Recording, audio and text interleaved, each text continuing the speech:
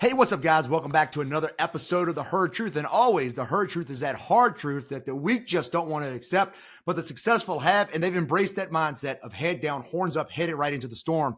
Now, listen, we've had a lot of superstars on the podcast, from Soldier Fit members to big-time CEOs, but I'm going to be honest, maybe this is the first time in my history I've ever been in the presence of a queen, and I've been in the presence of a lot of people. But I was sitting down here, we booked this podcast episode, and I was working on my computer, and I happened to look over my other screen, and I noticed that I got an email from the Boner Queen. And I'm sitting here thinking to myself, what the hell did I just get into? And of course, within 2 seconds, I put two and two together. It was the incomparable Ali Gilbert. And I am so pumped on here, honestly, because I'm excited to learn from you.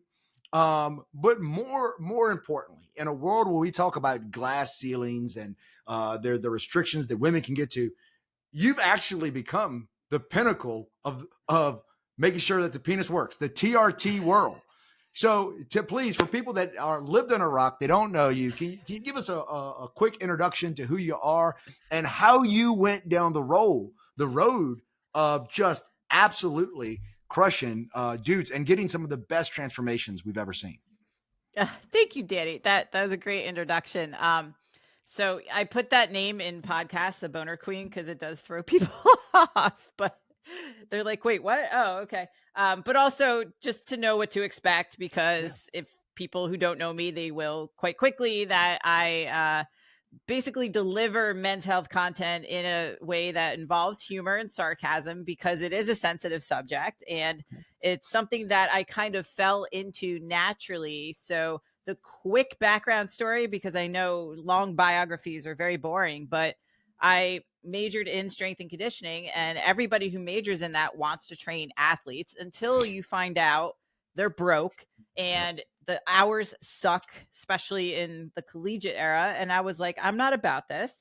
So I'm going to start doing personal training, which I did in Greenwich, Connecticut, which has a very, very high amount of wealthy people. And I realized I was training a lot of the guys who worked on Wall Street, because we were 30 minutes outside New York City. And a lot of these guys played golf. And I was like, well, I know jack shit about golf. I played soccer in college. But these guys are really type A and really motivated. So golf is a sport. So this is going to be my sport. So I learned everything about golf fitness and became the golf fitness person. And that brought me all men as a clientele. And quickly, the discussion turned from how do I hit the ball farther to how do I get abs? How do I fill out my shirt? All that stuff. And that also kind of rolls into the nutrition lifestyle discussion, which naturally went into sexual performance and stuff like that. So it's not like, hey, Danny, my name's Ali. How's your boner today? It is now, but I didn't start that way. So I basically provided a way for guys to open up about that stuff, because so many suffer, but they don't talk about it. So you don't go into a locker room and talk about like how you had a less than stellar boner the night before. Whereas women, we are social about all that stuff. Like women will talk about anything together. So I found that this was a niche that wasn't necessarily covered, especially by a female. So that was like circa 2008, 2012. And then all of a sudden, 2012, I really dove into everything men's health, attended medical conferences, developed a network of doctors, and learned everything I possibly could about men and men's health, to where I can help provide a way for them to be introduced to things like testosterone replacement therapy, or what to do if I'm 27 years old and I have erectile dysfunction, because that's really not normal, but it is very common. So that's pretty much how I landed in this space. And I absolutely love it, because I do play like the avatar of like this chick who is really crass, yet all of a sudden just talks about the stuff very openly. So men seem to take to it quite well. And for them, it helps provide a way where they can openly discuss these hard topics, pun intended, but also find ways that they can actually find other dudes who are maybe going through the same thing and have a bond or an alliance about masculinity and all that stuff. So here we are. Whether or not you've, sitting here listening to that, whether or not you've done a ton of self-reflection, it's actually a testament to the way that you're able to coach people. Because if we sit back and think about it, and as you were sitting there saying, hey, well, guys don't really talk about this, what I was thinking to myself was, all right, and I always tell people I have actually two halves to my life. The first half, I was in the infantry when women couldn't do combat arms. So I literally for 8 years never saw a woman. Unless I went to the bar, like I never saw a woman. The second half of this, 70% of the clientele at Soldier Fit are female, right? Like a lot of female staff are working in there, the whole 9 yards. But one of the things that still seems very, very shocking to me is that you got men to open up and talk about something that is very personal and something that so many men wrap their entire masculinity into, which is the quality of their erection. How do you think you were able to do that? I get asked that a lot, and I'm like, honestly, what I am told from a lot of people is that they appreciate how direct I am. And I don't know any other way to be. Like, one of my biggest pet peeves is when you meet somebody from social media and they're like the complete opposite in person. And I'm just like, that's untrustworthy, in my opinion. So I just try to be myself. And I think being a female, like naturally, we're very empathetic. So my heart goes out to a lot of these guys suffering in silence, especially veterans too, because as you know, like PTSD or TBIs have a massive impact on a male hormone, like a men's hormone production.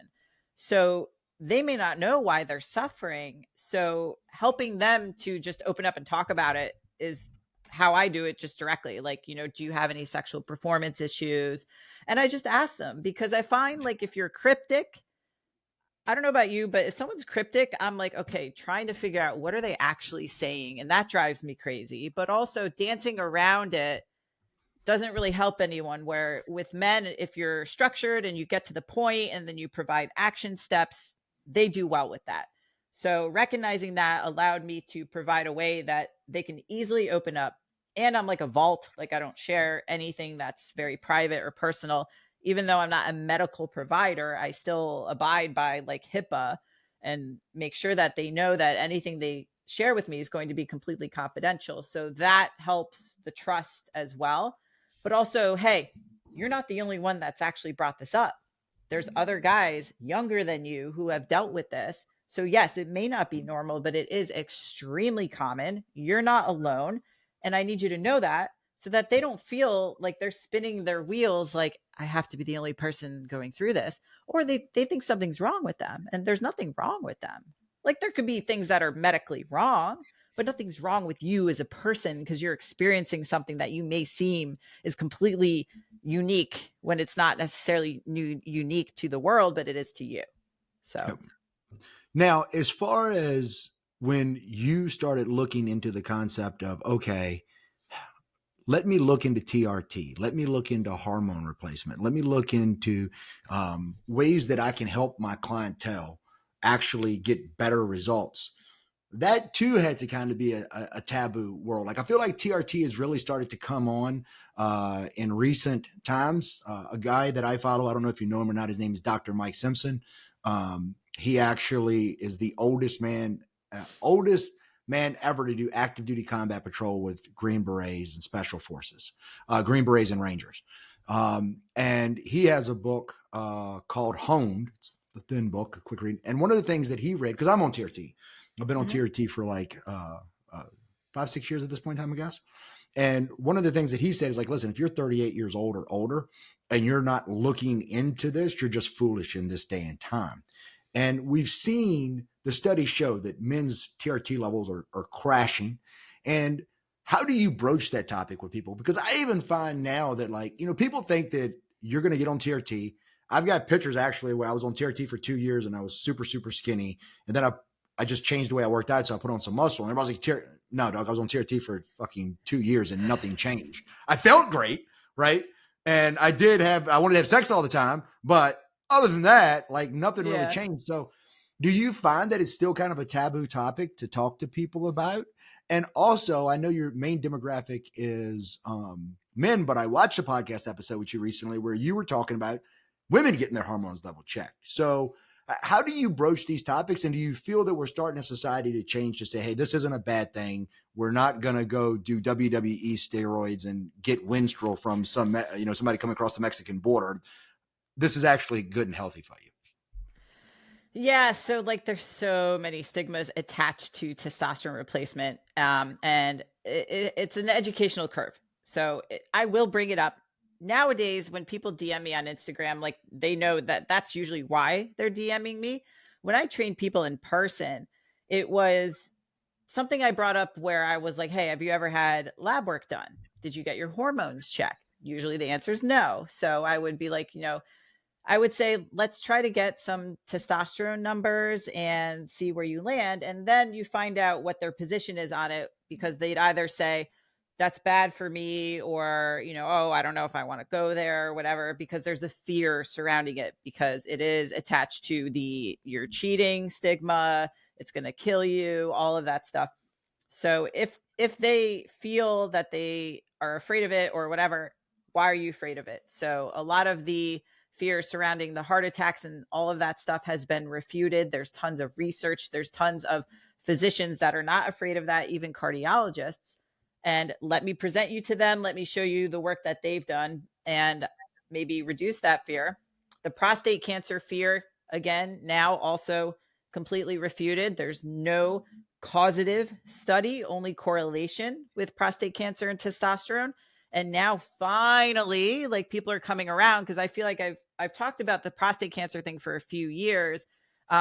One of the doctors in my network, Jordan Grant, who's a urologist, has worked with tons of guys with prostate cancer active who are on TRT, and it's actually shown to help guys with their quality of life, and how it does not amplify or cause more problems with prostate cancer or cause prostate cancer itself. And they're just unsure because they don't feel that it's safe for whatever reason. And it actually is one of the safest medications there is. It's just, if someone's put on blood pressure medication or thyroid medication, they don't see it the same way. But one thing I found a lot of men struggle with was being reliant on something the rest of their life. And that, as a woman, I didn't quite understand until I understand it. I get why men don't necessarily want to feel like they're defeated or they're succumbing to going on TRT. And I'm like, listen, you're not producing what you should be producing right now at this stage in your life. So TRT is simply replacing what you should already be biologically producing. And it's going to do a lot of good things for you. And the quality of your life can really, really improve. And I tell them, I've never had a client or anyone I've known who's gone on testosterone when they really needed it and been like, you know what, this is not for me. If you have a good practitioner, if you're managed properly, then it's actually going to be a pleasant experience. And there's some caveats to that, where if somebody is extremely overweight or they're very unhealthy, then yes, they may have more side effects, but you're going to have to get your act together regardless if you're on TRT or not. And it's not going to cause you to explode into the Hulk. And it's funny that you've mentioned, because I've definitely talked about it. Like when I was on Mark Bell, I explained how guys will think that they can just inject TRT and then turn into the Hulk and muscular or whatever. And like so many guys came after me, because there's like one study showing 600 milligram, which is, nobody can prescribe that. They took 600 milligram in one study and people grew muscle. Okay, big fucking deal. Like that does not mean anything to me. You're just trying to be right. Okay, bye bye trolls. But so many people came after me, and I'm like, okay, that's fine, but still, you have to do the work in the gym. Bodybuilders who are on 5 times that dose, they're on grams of test. Do you think that they just sit around and inject that and then go on stage? Like, they actually have to go to the gym. So therapeutic levels will help you recover and help you do so much more than what you look like and how your dick works. It's actually going to help you think clearer. It's going to help you probably sleep a lot better and show up as the guy that you know you can be, or maybe you were and need to find that again. So it's not so much that I'm like pushing them to go on it. I'm more combating any of the resistance and fears that aren't really necessary. And it all starts with getting their labs done. But as you know, A man does not want to go to the doctor and he doesn't want to get labs done. And like literally, unless it has to do with your dick falling off, then I'm okay. I have a high sex drive. And I'm like, that's not the only thing that testosterone's good for. There's like 11 billion other things. So for me, it's an easy conversation, but it's usually getting them over that educational side of the fears that are stigmatized by society and conventional medicine and stuff like that. Well, even with the fears, and correct me, I'm not a subject matter expert in this, but from what I've read and looked into, it's actually you've got to be worried about not having enough testosterone. That having too low of testosterone is what actually will lead to a lot of the diseases and things that men have. Is there any truth to that? Bazillion. Like there's a slide in my lectures where I hammer people. There's like 10 studies showing low testosterone associated with high cardiovascular risk. Low testosterone, not high. So now there's tons of new research. If they want studies, here are all the studies. I can email them to you because you do put yourself at risk. So operating with low testosterone, now you're going to be more prone to like a neurodegenerative disease, a cardiovascular event. Because if you have low testosterone, you probably also have low estrogen, and you want high enough levels of estrogen to be able to allow for you to be cardioprotective, neuroprotective, stuff like that. So it's So not that's the just the job of one hormone. estrogen. That's one of the jobs for estrogen, whether it's in men or female, is the cardiovascular side. Yes, and bone density, because Really? estrogen is a huge topic in the TRT space because from the bodybuilding world, they think, oh, well, if I have more testosterone, I have more estrogen, that's bad. And it's actually not bad. It's actually a good thing. Think about when women go through menopause and they lose estrogen, they are prone to osteoporosis, insulin resistance, belly fat, cardiovascular diseases, all these sorts of things. The same thing can happen to a man if he chemically with a pill blocks estrogen or suppresses it. So that also affects libido and erection quality and erection strength. So as long as we bring everything back to the penis, then it's scary. And then guys will take They action. don't But want to it lose is that. actually true. That's your Yeah. boy. It's been your ride or Yeah. die for years now. We can't lose that. Chop my fucking No. arm off, but keep that. Keep that. Do cardio. So, It'll help your dick. Okay. I'm in. Done. I'm sold. I've been Yeah. looking for that. So when you're looking at this, and to that point, like I said, I've been on TRT, I guess 5 or 6 years at this point. I've never had a problem with estrogen. I'm not on estrogen blockers or Good. anything along those lines.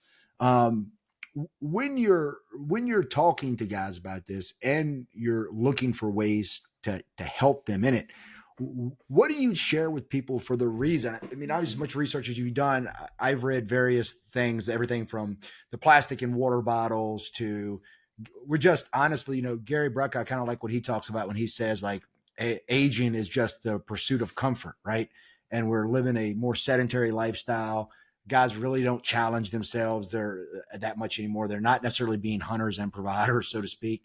But what do you ties like? Is there a smoking gun why testosterone levels are dropping? Are there things that maybe people are still young, maybe they're in their early 20s and they're worried about what can I start now to try to keep my natural testosterone going as long as possible?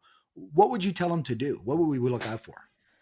So, number one is what is your body composition? Because nobody wants to hear that. That's hard to deal with. However, it's really necessary. Really? So, yeah, because a lot of what guys think is bad, like side effects and um, a poor response to TRT, is really just insulin resistance and inflammation. And it's like this dead horse that just kept getting beaten because it's not sexy, it's boring, and it's the same message for fitness and nutrition or whatever. It's get your body fat down. But of course now socially, like higher body fat is trying to be more accepted, but it's actually a health risk. So for men, I tell them if you're over 20%, that is a problem. We got to work toward 15. And a lot of people are, oh my God, 15. I'm like, 15, you could have visible abs. Like that's a sign of health. So not only is being leaner putting you in a better position to be more resilient and more healthy and less inflamed, if you go on testosterone, it actually works better for you because your body, when you have too much body fat is the most inflammatory tissue in the body that can happen.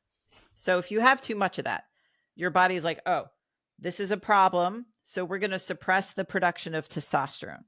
And then if you try to add testosterone into a body that does not want to produce it, obviously your body's going to be like, what the fuck is going on? And it's going to react negatively.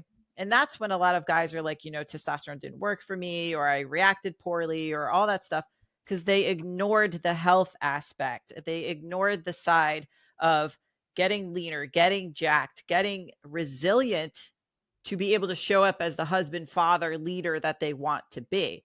And that's a poor view of how testosterone works, thinking it's going to come save you and be a panacea and all that stuff. So, sedentary lifestyle and inflammation is a big suppressor of testosterone. So, if we add that to the environmental stuff, the chemical exposures, it has kind of a compounding effect. It's not just a singular thing. So, if you stop touching receipts, or if you stop using plastic, those are great things, but that's not enough alone to bring your testosterone back to normal physiological levels. If you're drinking alcohol every week, if you're depriving yourself of sleep and getting 4 hours and trying to train on top of that, if you're not eating enough, that's like a completely overrated thing. Like I posted, I think earlier today, where I was like, you know what? One of the biggest factors with sex drive can be calories. If you ask anybody who's dieted down for a photo shoot or a competition or anything, you do not feel like getting it on when you're in a massive calorie deficit and you feel like a bag of dicks. Like, no one's going to be like, yeah. Same thing when your body is like, oh, you're not fueling me properly. You're not treating me well. I don't feel comfortable procreating. So it's not going to produce testosterone. And then generationally, it's declined just because of the ease and convenience of everything. So you mentioned that men don't hunt and gather anymore. Well, they can hunt and gather on video games and on social media, and it provides that same stimulus just without the physical exertion part. So, how do you think that's going to work out over time? Obviously, your body's going to be like, well, I'm not fucking moving. I'm just going to accumulate fat so that I can be more inflamed, but I'm still going to get that dopamine response. Pornography also. So a lot of that all has that big contributing factor. And it's not just one isolated thing. And I think that you and I see where there's a lot of people who try to hyperfixate on biohacking their way through this. Again, blue light glasses, all that stuff, those are all good things. Cold plunge, but the people who succeed at looking a certain way, people that we've both interviewed on podcasts, do cold plunge, do all these things, but they're also eating the right way. They're actually going to bed at a good time. Like, they're prioritizing a lot of their health. And yes, they're on testosterone as well, but they're operating at a high level. So if they're a car and they're a Lamborghini, and then they take the engine of the Lamborghini, which is testosterone, it's going to work quite well. But if you're treating your body or acting like a Ford Taurus, and then you try to put a Lambo engine in a Ford Taurus, it's not going to work out so well. Well, I think one of the things that you touched on is where people get it confused, right? They will look at all of they'll look at the picture and they're like, I like the way the picture looks, right? The dude is jacked. He's got all this. But then they'll focus. The one thing they would zoom in on is he did TRT. And so therefore that's the entire reason why he looks this way. And it's like, dog, like it is a combination of everything, right? Like that's one thing I like about what you talk about. Like, listen, like do the cold plunge. Awesome. Wear the blue light glasses. Awesome. Carry your punk ass to bed at night. Awesome. Right? And TRT will help you. But if you sit around and you treat your body like shit, you eat horrible food, you don't move, I don't care what I give you. It's not going to fix it. It's not going to work. Like there's no actual, and I think that's the big misconception. When I talk to people about TRT, I'm like, listen, man, it is not it is not going to replace the work. And the one thing that I will say that it'll give you, the the first 3 months on TRT, you do feel like, because it's such a switch, right? I think that's one of the benefits of TRT, in my opinion, because you do, no matter what, you have to make that decision, do the work. But I always tell people, if I could walk around and bump out of shape people that on the head with a fit wand, and they would feel what it felt like to be in shape for just a little bit, we wouldn't have any problem getting people to work out, because they've just gotten conditioned to feeling like shit, and they think that's how you're supposed to feel. But if you were in shape, you were like, damn dog, I don't need 17 coffees with 43 grams of sugar in each thing and a ton of milk to get up and function. I can just wake up and go.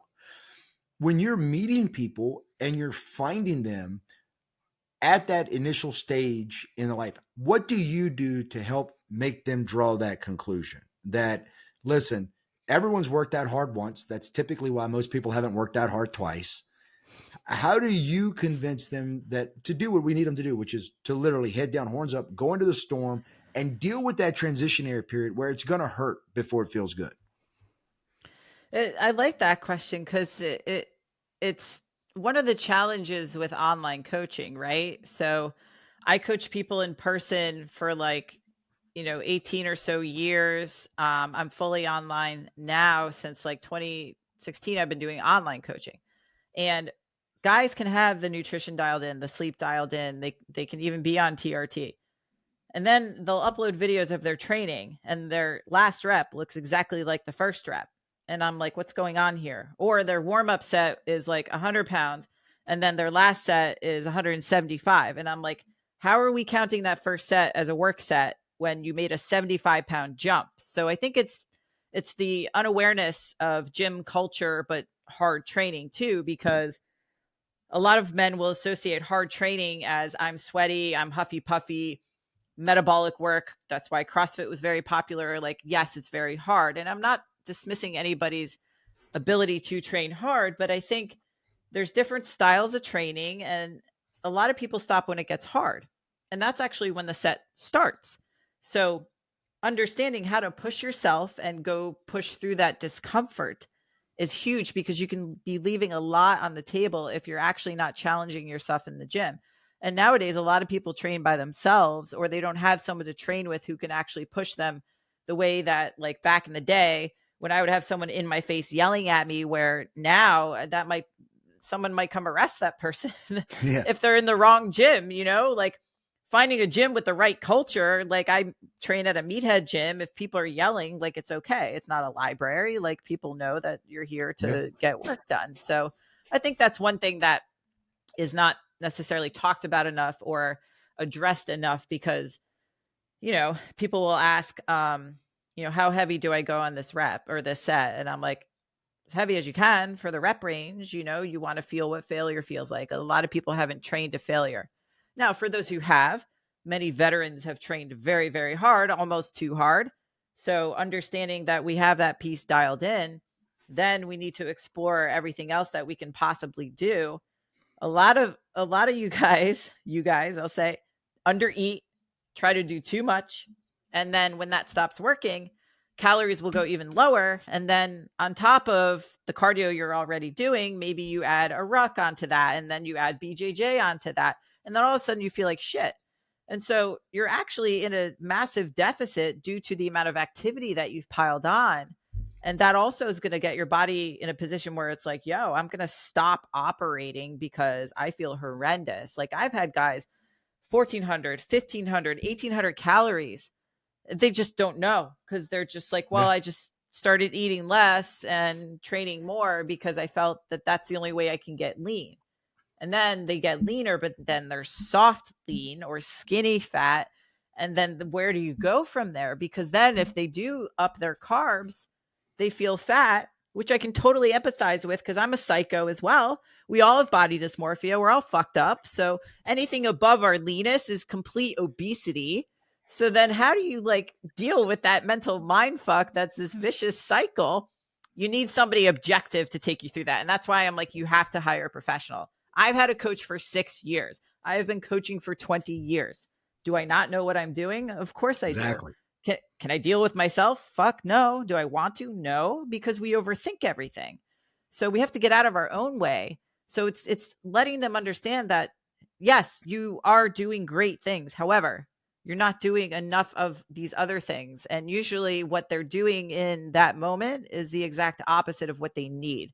So I usually tell them what they have to hear, what they need to hear, in addition to what they want to hear. But a lot of people will understand that if they're paying a certain price for coaching, they're going to want the truth. They're going to want the constructive criticism that comes with that. Because I don't want to pay somebody to tell me nice things. You Yep. know, you can do that elsewhere. There's websites for that. They can tell you you're hot and beautiful or whatever. You can watch them do whatever. That's not coaching. That's voyeurism. Well, one thing I tell you, first off the bat, is that since you use that analogy, I know we talked about this prior, but there's a Muhammad Ali, that actually says, I don't start. Somebody asked him one point in time, like, well, how many crunches do you do? And he goes, I don't know, because I don't start counting till they start hurting. Right. And what I love about you is I know you're not a hypocrite, because you're preaching the importance of coaching. And at the same time, you have a coach, right? Larry Fitzgerald, future Hall of Famer wide receiver, once said, like, there's a difference between training and being trained. It's really easy to give yourself an extra 10 seconds if you're holding the stopwatch. And you do need that person that's not listening to your inner monologue, that inner bitch that's telling you, oh God, I tapped out here. This is enough. I'll double up tomorrow. No fucking body ever doubles up, right? Like, you're not going to make it up. But what I love the most about what you said is, it's everything you just said. I had this recent epiphany, and we completely redid the way that we run training and everything at Soldier Fit because of exactly what you said. I literally have photos of it where, and I use this when I explain what you were talking about to everybody. We actually call it the IED, the imploding exercise diet, right? And the reason we call it that is because it is that vicious circle. You know, one of the things that I see all the time is I get women that come in on the flip side of the men, and they brag about eating 1,200 calories like they should get a fucking award, right? I'm like, you're like, I drink water, I eat lettuce, right? And I breathe air. I get water in every form it comes. And to your point, like, you're sitting here in this deficit. You know, the way I try to explain to people is like, a lot of folks have heard the idea of being in a 500 calorie deficit a day, right? Times 7 days, 3,500 calories, a pound of fat. And on a certain level, that dog hunts, but you're not even covering, it's like drugs.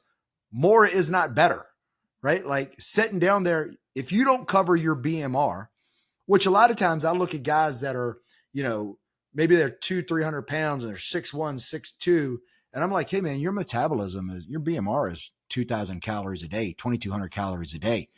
You're over here trying to eat fucking 1,500 calories a day, doing 2 workouts a day, you know, Yep. and it doesn't work. You do get to that point of diminishing returns. And then it is like being in an airplane in a flat spin. Like, fuck, I'm working out every day.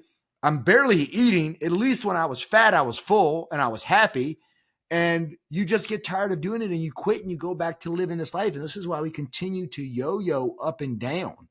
How hard is it for you to bridge that gap for your clients? Like, you talk about the psychological side of it, of you've plateaued, you're eating 1,500 calories in there, you turn around and tell them 2,000, 2,100, 2,500. How do you make that connection for people so that they get over it? Uh, it it's funny because like usually people don't come to us because they feel amazing Yeah. and they look you know, but we do get a lot of guys that like we don't deal with a lot of obese people. We have guys that are roughly 20% or lower. So usually they try to get jacked and shreddy all the wrong ways, ended up feeling like shit. How do they get back to that? How do they look even better and stop that cycle that I was just describing? So I tell them you have nowhere else to go. So just like you mentioned, the magic woman number of 1,200 for men, that's 1,800. I don't know where these numbers came from, but Yeah. whatever. So Makes sense. when they log food, they're like 1,800 calories. I'm like, okay, so this is what we're going to do. We're going to increase your food to support what you're actually doing in the gym. More often than not, they don't really gain weight. If anything, they stay the same. If they do gain weight, I explained to them this is not body fat. You're actually eating more carbohydrates, which pull water. So for every 1 gram of carb, it's 3 grams of water. So that adds to it. Your muscles are full of the storage form of carbs, which is glycogen. And if you literally stood on a scale and I handed you 4 chicken breasts, the scale would go up. So you have more food in you. So conceptualizing that usually is tough because it's the uncomfortable part that they have to push through. That's a So great then, analogy, though. but it's so true Yeah. and nobody thinks of I'm going to that. And steal it, just so also, you know. go for it. 100% steal it. Because we also forget, like, if the scale goes up over time, it doesn't just mean fat. Like, you actually can gain muscle. Granted, it's not mass amounts. Like, fat loss is quite easy and more rapid than muscle growth. But if it goes up, like, it can actually be a very good thing. So, guys will over time start to gain weight. And sometimes they do freak out, just like women do. And I've been there and I understand it. But look at the photos. Have your photos gotten better? Oh, yeah. Okay. So if you actually added 10 pounds, but you had abs, would you be okay? Yes. Okay. So why are we so worried about the scale? And then if you add testosterone replacement into the mix, that's going to make the scale go crazy also. So the scale is just a tool that we use to gauge, like, are we trending in the right direction? So getting them to understand they have to eat more, because otherwise they can keep going as they're going and feel awful, or we can rectify it and get you to look the way you want. But you're going to have to go through this period of discomfort. You might start to look fluffy and worse before you actually start to get better. So as they get through that, we talk them off the ledge if they are on the ledge and they freak out. Then they start to see, okay, now the changes are occurring. I feel better in the gym. If I feel better in the gym, I can push harder weight. If I push harder weight, I can build more muscle, and I can actually do pull-ups with as much weight as Ali. That's a huge feat for a lot of these guys. Yeah. So then they're like, okay, this is actually working. Like, I feel a difference, because the leaner they get, the better they're able to tolerate carbohydrates. But most guys cut their carbs because they think that's the best way to get lean. It is a way to get lean. But if you're lean and you're 15% or below, you want to eat as many carbs as you possibly can, because you are actually insulin sensitive. You can actually tolerate that and you need it for energy. If you're very overweight, your body's not going to utilize carbs for energy as well as somebody who's actually very lean. So we increase protein. It's going to help with cravings and satiety. I keep carbs as high as possible, and that helps fuel performance. And we kind of actually titrate fat down and up a little bit. But I have a lot of guys that are on lower than what would be considered moderate fat because their carbs are so high. And then I show them, like, plenty of case studies on my Instagram. We have guys who came eating strict carnivore, 0 carbs, 50 grams of carbs. Now they're all bragging and tagging each other. They're eating 500 grams. They'll have 1,000 gram days and they don't look sloppy. So there's a way to do it without looking sloppy. But again, you need that guidance, because the minute something feels uncomfortable or you feel fat or you don't like what the scale or the mirror does, you're going to change your mind, and you have to be pulled away from that and be reactive according to your emotional state. And there is a psychology to it. I mean, I remember seeing a post that you had. You're like, oh, I wear my frumpy clothes. And I believe it was, you said you had, you eat your big meal at night because you want to wear sweatpants and then go. How important do you think it is, especially from a coach's perspective, to be able to find that individual's, I fucking hate to use this word, but I can't think of a better word right now, that individual's trigger, right? And because this is a ton of psychology to it. And if you've ever been fat, I tell this to people all the time, as somebody that used to be fat, like, you always see the fat kid in the mirror. Like, you said body dysmorphia, it's the fucking truth, right? So how do you, what advice do you have for coaches that are, how do I get past these people to say, okay, listen, motherfucker, have a bowl of ice cream. It's okay. You're not committing a cardinal sin. I think dogma has a lot to do with it, because that's you have to go far to find somebody being dogmatic about something. So I think being real and being transparent really helps that. Like, my clients will ask me, like, like, one of my guys asked me, what do you have for breakfast? And I was like, honestly, I've been eating protein cookies for breakfast for like the last 3 weeks. He's like, what? I was like, yeah. And I don't care. Like I'm not this anal dogmatic where I'm very, very strict. Now, granted, if I have to prep for like a photo shoot or something, then I totally rein it in. But things that like are seemingly off limits, like cereal and stuff like that, I'm like, you can try getting all your carbs with white rice and potatoes, but good luck, because when you get to a certain level, it's going to be very difficult. Cereal seems to be very easy. Guys enjoy it. Like, why not? And if you want to go like the clean cereal route, there's plenty of those options now, but you can absolutely do that. So, I forgot the question. Like, how do you help get people past their triggers? How do we keep Oh people yeah, yeah. from, being tied up to it? And sabotaging. So, similar to myself, there are guys who are like, you know what, I don't like to eat a lot during the day. And then it's finding out, okay, what is actually that reason? So for me, like I've dealt with a host of gut issues. And if I feel full, to me, I feel discomfort and I Yeah. feel like my stomach's out to here, even if I'm not even bloated. I just don't like that feeling of feeling full. So I'm like, okay, so then we can just do way smaller meals and then you can do bigger at night if you want to. Anybody who tells you you have to eat this at this time, you have to meet your client where they're at, right? Yeah. And work with their lifestyle. Like we've got guys who are on the go constantly.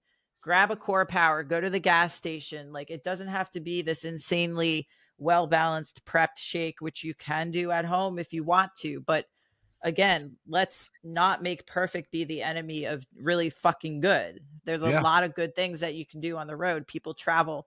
I traveled almost every week this year and maintained a very low body fat. It's actually easier for me on the road than it is at home because I'm around stuff that I probably shouldn't be because I eat too many protein cookies. But we're human. So then understanding how their relationship to a lot of these things works. And I'll even ask men, are you okay with weighing yourself every day? Because not everyone has that relationship with the scale. And if they are, it's actually a better viewpoint to see those fluctuations and how those are normal. Because once a week is not going to cut it because it's too variable depending on what time you go to bed, how much you ate before you went to bed, your hydration levels, like all these different things. So it's just asking the questions and really getting them to kind of open up, because otherwise, if you make them feel a certain way about doing something, then they're going to hide it from you. And I always want them to be fully transparent. So we've had guys say, like, even over the holidays, a lot of them went and worked out at like 7 p.m. on Christmas night and stuff like that. But we didn't say to everybody, make sure you get your workouts in. Like we said, enjoy your time with family. You could always be mindful of how much you eat. Don't let things get out of control. And we had a couple guys that were like, hey, listen, I fucked up. I recognize it. I reflected as to why. I'm back on track now. That's all we want, instead of like, yeah, Yeah. I did great. And then like their food log is empty and we have no idea what happened. And then, it's rule 10 of the hard truth, which is FIFO. It's my favorite rule. It's figure it the fuck out. And Mm-hmm. that's where I love what you said there. Like, don't let really good, don't let perfect be the enemy of really good, because no one's going to sustain. That's why I don't like particularly insane things. Like, I'm a big fan of Andy Frisella. I'm not knocking, when I say what I say, it's not me trying to tear anything down, but I'm not a fan of 75 hard, because same reason I'm not a fucking fan of Whole 30. I have seen so many people, and year after year, I'm doing the Whole 30, and the only fucking thing they talk about for 30 days is what they're going to eat like shit when they get at the end of the 30 days. I'm like, why are we even doing this? Like, what is the point? Like, work out twice a day. Like, again, huge Andy fan, but at the same time, I'm like, dog, like, are you going to work out twice a day for the rest of your fucking life? So why do it for a month and a half? I'm in the game of sustainability.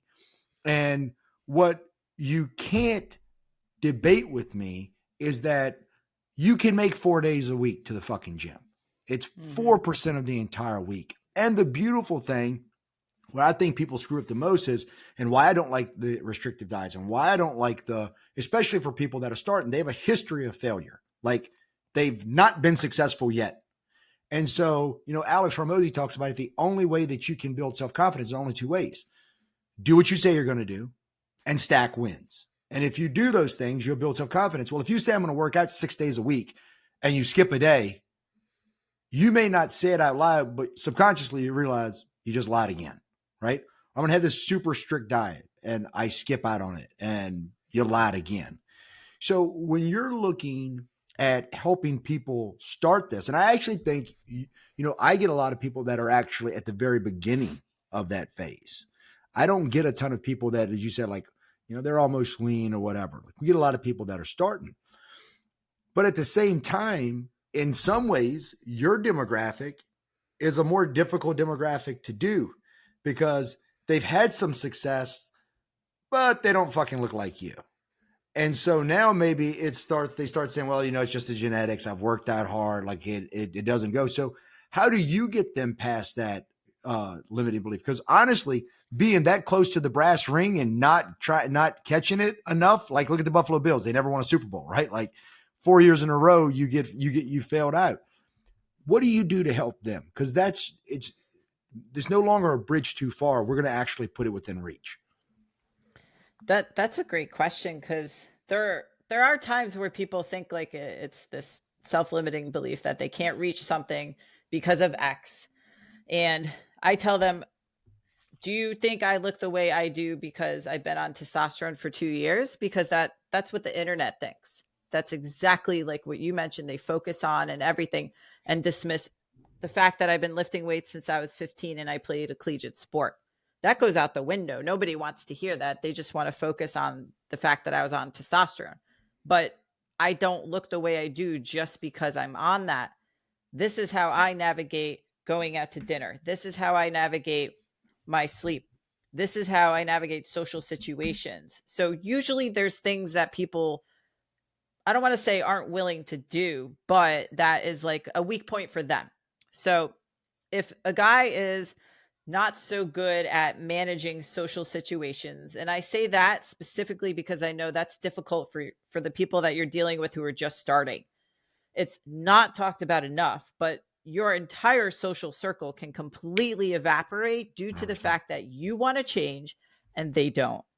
And we have to prepare them for that. And we're so hyper focused as coaches on this is how you're going to eat and this is how you're going to train. And then we just assume that they understand the behaviors around that. Well, when they get around their friends who have been drinking every week with them for years on end, then what?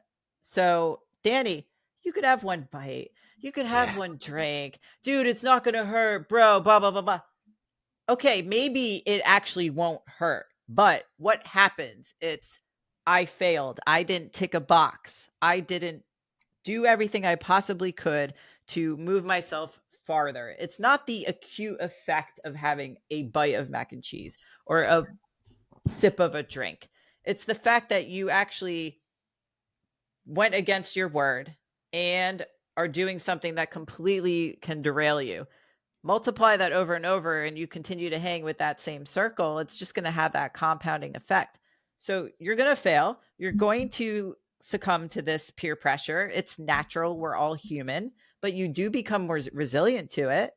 And guess what? You probably will lose friends, but you'll find a tighter circle, a different circle, people who help elevate you, and they actually accept you versus tolerate you, which is what I think a lot of guys don't realize is happening until it starts happening. I love that because a lot of these guys that are going out, and I talk to people about this all the time. Like the only way you can go out is if you get fucked up. Like that's the only way you have the ability to go in there. And I don't know if you see this as much with your clientele, but one of my biggest pet peeves, I fucking can't stand this. Like honestly, if it was allowed to like gently slap everybody that did this, where it wouldn't really hurt them, but it would make them like almost like when you were a little kid and your mama popped shit. Oh, you struck me. Like just to make them take a moment to think about it.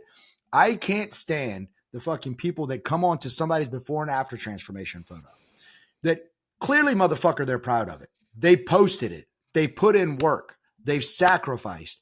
And then they come in and they go, you were so beautiful in the first photo. Motherfucker, they never said they were ugly. They didn't go, hey, I was an ugly fuck in the first video. They go, hey, I've worked really hard. I'm very proud of this concentration. And you come in and diminish it. And what I get mad about it is it's not nice. It's actually not, you're not trying to be a good person. It's actually passive aggressive as fuck to cheap cheapen what they've done. And really what it is, I have never in all of my years of doing this, I've been in the fitness space. If you count my time at a big box gym, I've been in the fitness space for 20 fucking years. It is never a in shape, lean, ripped, jacked person that goes, man, you look fucking great in the first photo too. It's always the people that are overweight themselves that really the reason they're doing it, it's because your progress invalidated their excuses. And now we have those issues. Do you see that happen with your clients at all? Oh my God, all the time. And it's not so much that, oh, you look great in the first photo. It's what's his protocol. And I'm like, oh my God. And it's like it's to the point where it's like we understand where it's coming from. And, I get trolled a lot just because I'm talking about something that guys think they should know about, and they're triggered that I'm a female who maybe I lift more than them, maybe I'm more jacked than them, whatever it is, but they just think that I take Tren all day and drink testosterone or whatever. But for our guys, like, so our guys before picture might be a 4-pack with like a softer version of them. And then their after, which is never really an after, as you know, it's more of like, oh, this is where he is now. And then this is where he's going, is a shreddier, veinier look. And they're like, I just want to be his before picture. Like, okay, so that's not as passive aggressive. Actually, that's kind of funny. So, but you guys can achieve that. Like, this is not because he's an outlier. And they're so quick to think like, well, what's the protocol? I will be honest, a lot of my guys are on TRT, but they're on TRT before, TRT after, and I'll show you tons of people that are fat on TRT. Like, it doesn't really matter. They are meticulous with their diet. I have shared Airbnbs with clients of mine where I've watched them and how they operate. We all do Instacart. We all prepped meals. We all brought food with us. There are certain habits that you have to take on. So you're basically taking somebody who has to now identify as a fit person in a circle of non-fit people. That is a huge undertaking itself. Then you're dealing with the ambush of social media of people who are miserable, can't do what this person is doing, can't even fathom looking that way. So then they're offering their unsolicited opinion on the before picture, thinking that they're doing something nice. No one gives a fuck because the work that it took this person to get to the after or the right now photo is so beyond what they can comprehend to actually be doing that it sucks. But it's also what brings that person into the conversation from a business standpoint. But it's also managing expectations. This is something that took this long. I will never post photos that are less than 3 months apart for that reason, because people think this happens so quickly. And I personally am now compiling photos for what I've done the past 6 years with my coach, how I looked before, how I look now. I don't care if people have said that I look great in my before photo. That's great. I don't like how I looked. I was soft. I'm sure people would like to look that way. That's fine. Just like some guys don't like girls with short hair and muscles. Great. I don't like guys with man buns and tivas. Like there's somebody for everybody. Like it doesn't matter. But they do that all the time to these guys. And they're like, well, what's his steroid protocol? And I'm just like, oh, motherfucker. How about, and it's never a jack dude saying it ever. No, like never. Ever. And it is sometimes in our world, but also because those guys want to get to that level and maybe they feel they can't. But do you remember, because you've been in this as long as me, in like the 2000s, people used to ask, well, what was your diet and what's your training program? No one asks that anymore. It's what's the protocol? And what's kind of crazy is if you think about it, and this is, the one thing that I wanted to touch on with the TRT is that, so many people, they especially, I guess the folks before us are dying off, honestly, like we're all getting to that age, but like, people grew up like during the 80s and 90s when like, it was like Russia and America and Rocky and Dragoff and like all of the people that were doing steroids. And it was such a negative thing to it. But I would be willing to bet more people were taking steroids like under the table, under the table, getting it from some gym bro, which you had no clue what the hell you were getting. But I think another thing that prohibits people from looking at TRTs, they think it's super expensive. And in my experience, TRT is more fucking affordable than GNC. Yeah, You know, like totally. I think a 3 month supply for me is like, I think I pay like 386, 397. Like you can't even get like fake TRT at GNC for that.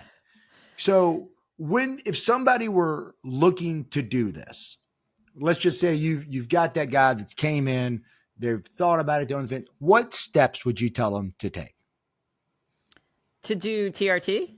Yeah, like, or even if they're like, hey, listen, let's do both. Let's just say somebody that's not doing anything at all right now, but they're like, shit, man, I need to get my life together.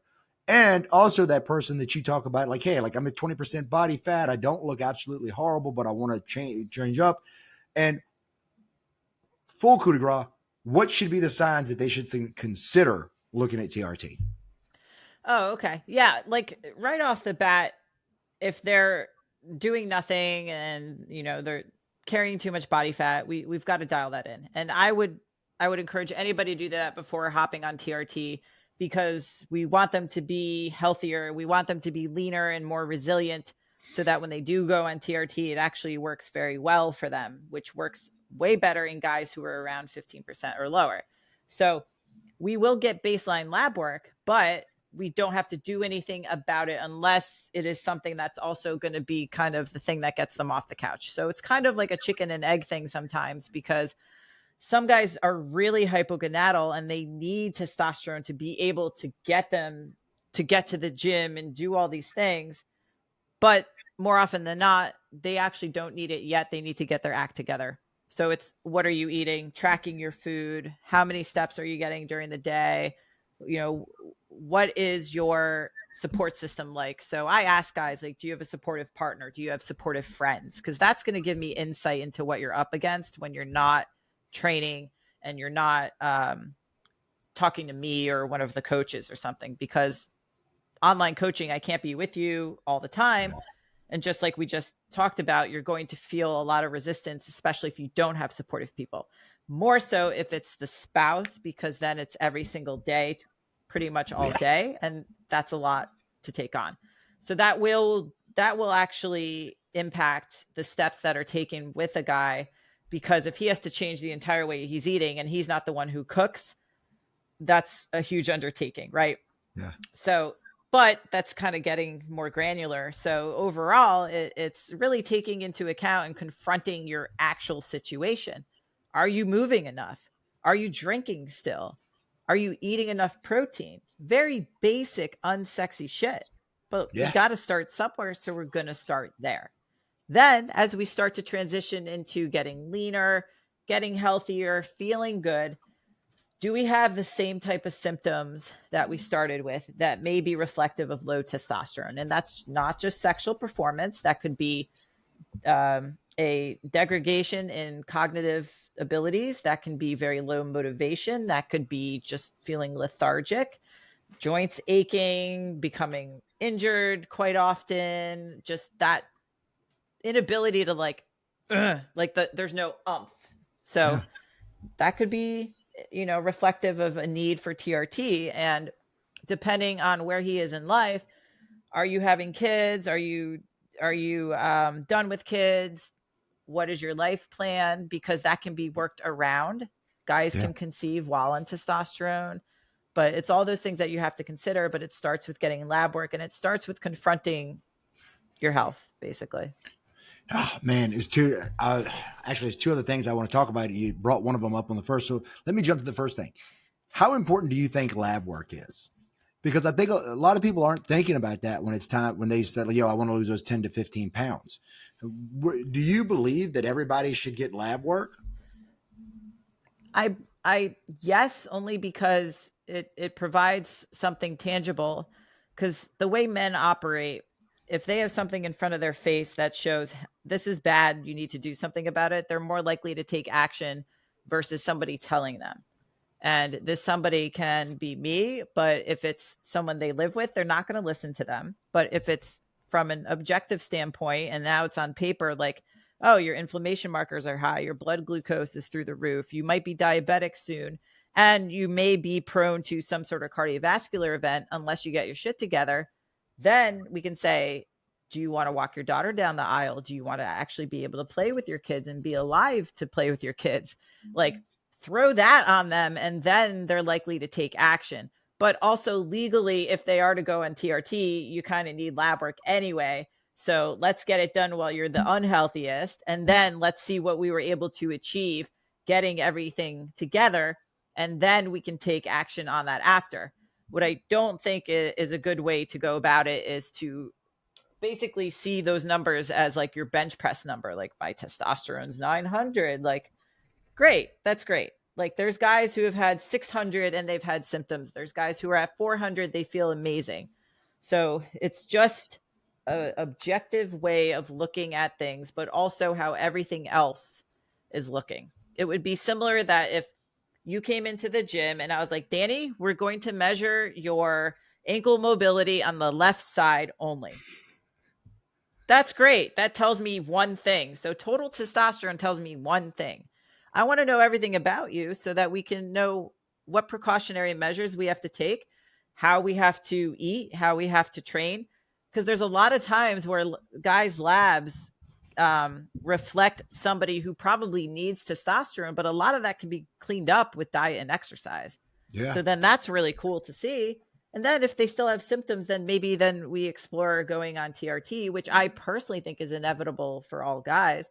But again, it has to be a personal decision. It's a big commitment. They have to understand everything about it, and they have to feel like they're ready for it. So that's when we usually approach it and normalize it, in the sense that use a competent practitioner. You don't need to go to your GP. And yes, they think that it's expensive because they're comparing it to insurance-based care, which is not what you want to use for testosterone replacement. So then when they can wrap their head around the fact that, like, yes, this is an investment in your health.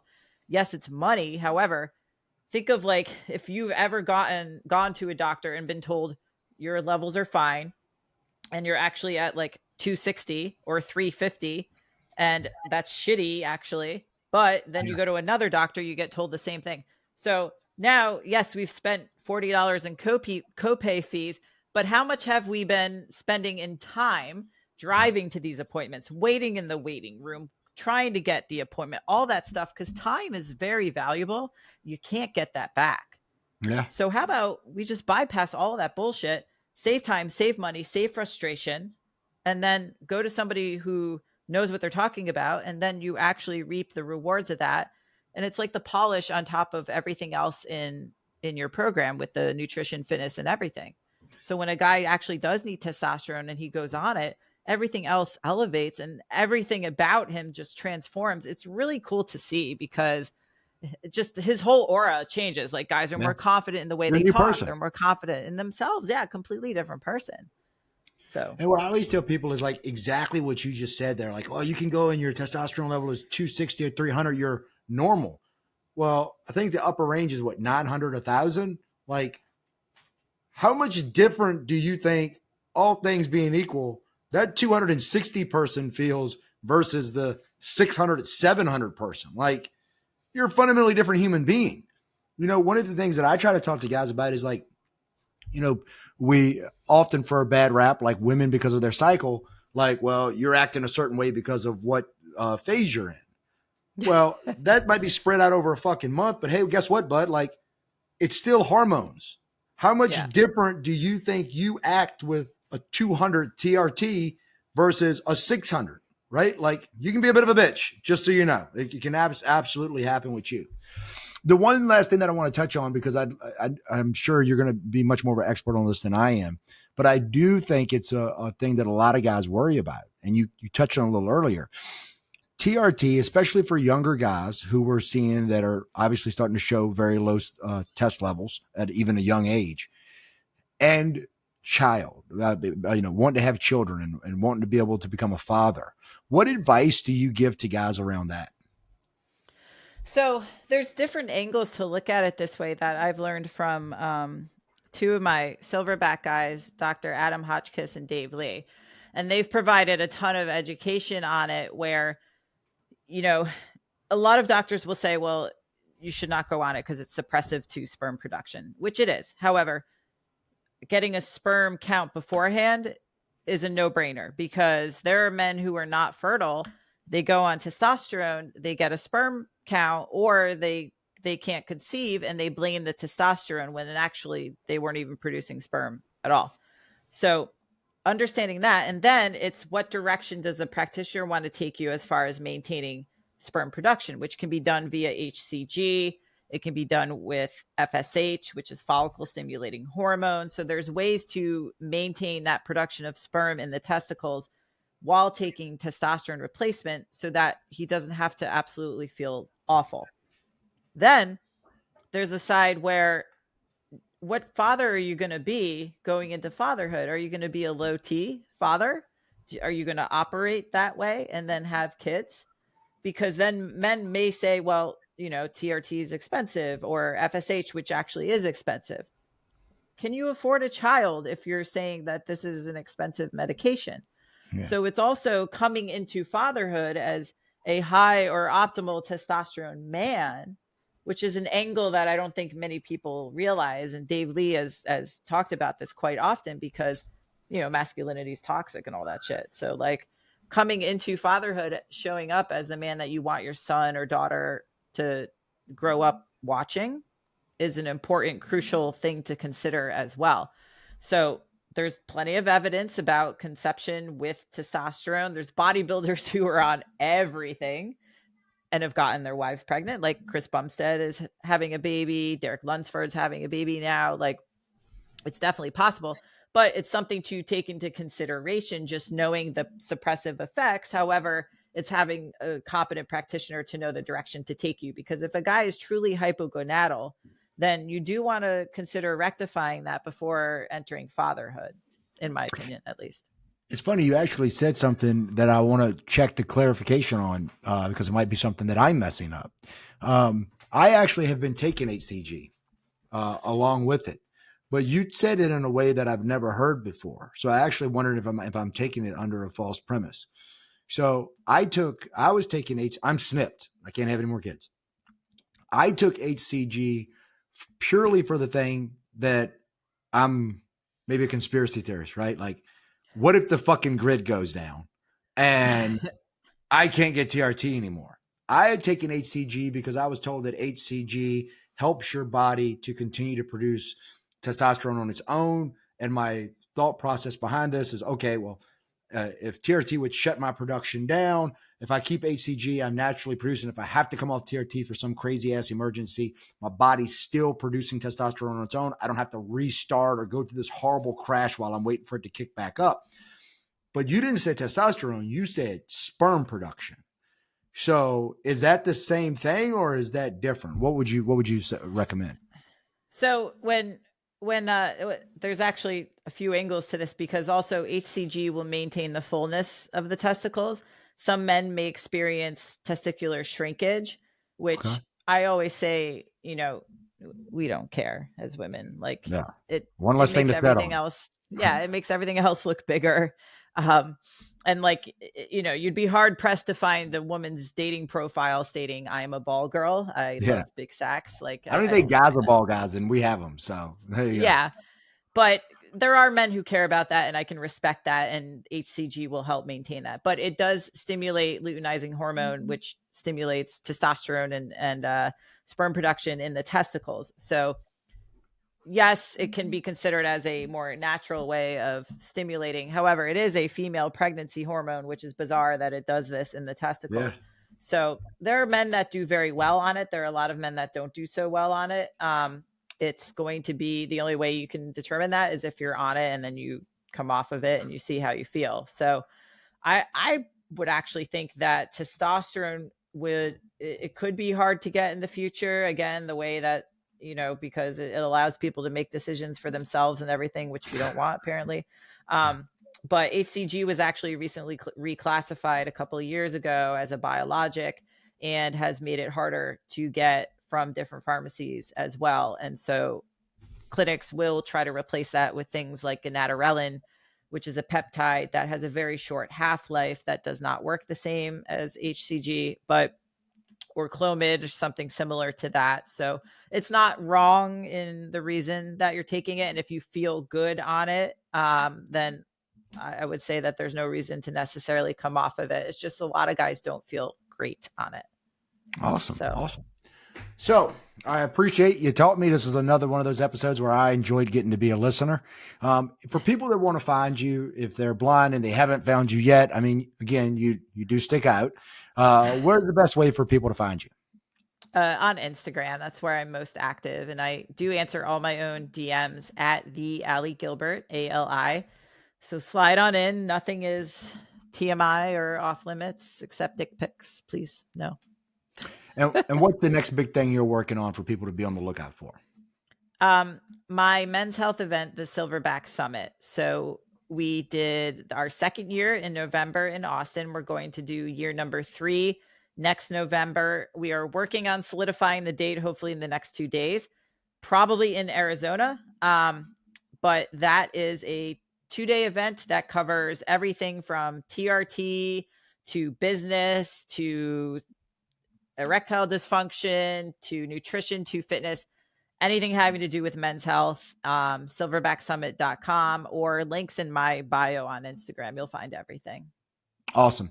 Hallie, thank you so much for taking time out of your day. I know you're swamped and busy. I know you doubled up on podcast today, so I appreciate you fitting us in. And I wish you nothing but the best in 2024, and we'll keep following you for more. Okay? Thank you, Danny. I appreciate it. As always, guys, man, if you got something out of today's episode, please give us a like, subscribe, and share. I'm also going to ask the question at this. Please take the poll on the Spotify side. Have you been considering TRT, and did listening to Ali help you? By all means, guys, keep headed towards the storm, living head down, horns up. Until next time, fam, salute.